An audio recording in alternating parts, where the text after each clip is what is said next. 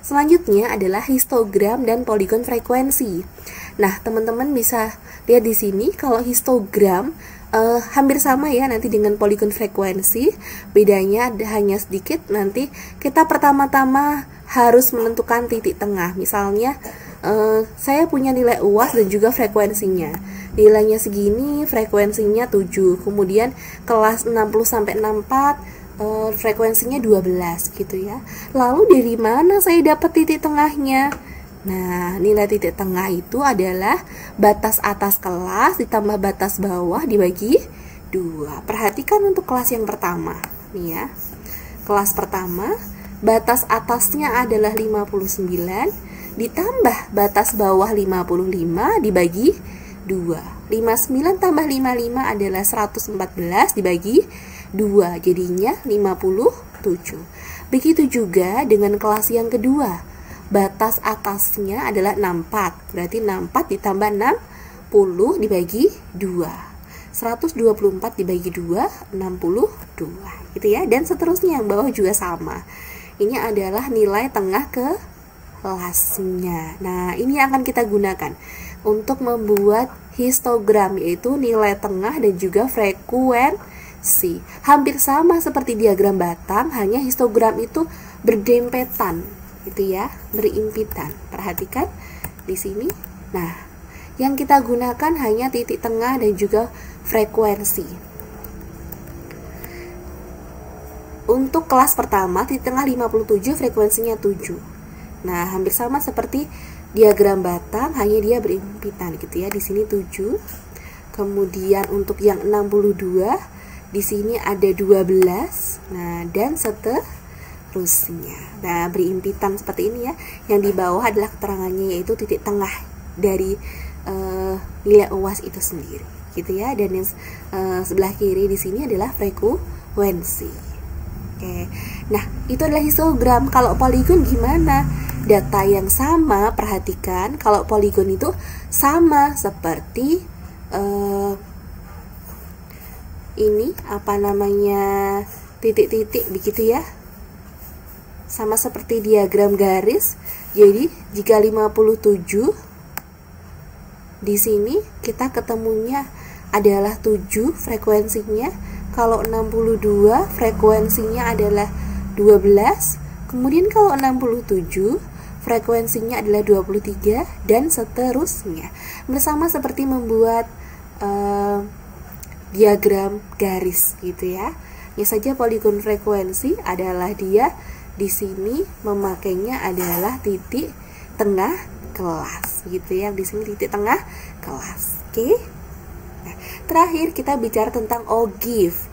Nah, perhatikan di sini, ogive adalah grafik yang digambarkan dengan frekuensi kumulatif. Ada ogive positif, ada ogive negatif. Ogive positif itu dari distribusi frekuensi kumulatif kurang dari. Kalau negatif itu dari distribusi frekuensi lebih dari. Nah, perhatikan contoh berikut ya. Tabel hasil UAS mahasiswa PAIN Surakarta, ada nilai UASnya, tadi titik tengah dan juga frekuensi.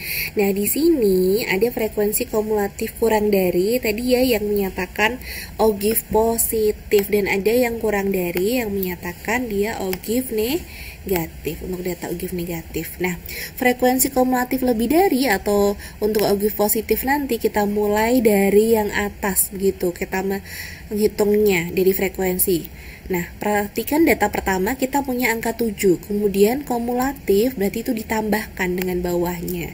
Di sini kelas kedua kita punya 12 gitu. Berarti ini 7 ditambah dengan 12 sehingga hasilnya adalah 19. Kemudian kita lanjutkan lagi ke kelas ketiga, berarti ditambah dengan 23 gitu ya. Jadinya adalah 42. Begitu juga kelas selanjutnya, ini di kelas ini ditambah dengan 21. 42 tambah 21 yaitu 63. Nah, seterusnya sampai dengan kelas terakhir. Nah, sedangkan untuk frekuensi kumulatif lebih dari, untuk kita nanti membuat ogive negatif itu dari bawah, begitu ya. Perhatikan kelas bawah, ini frekuensinya adalah 1, kita tuliskan di sini 1.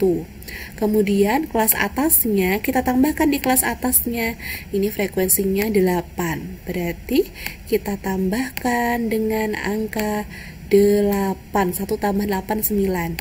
Ke atas lagi frekuensinya 10. Berarti di sini ditambahkan 10.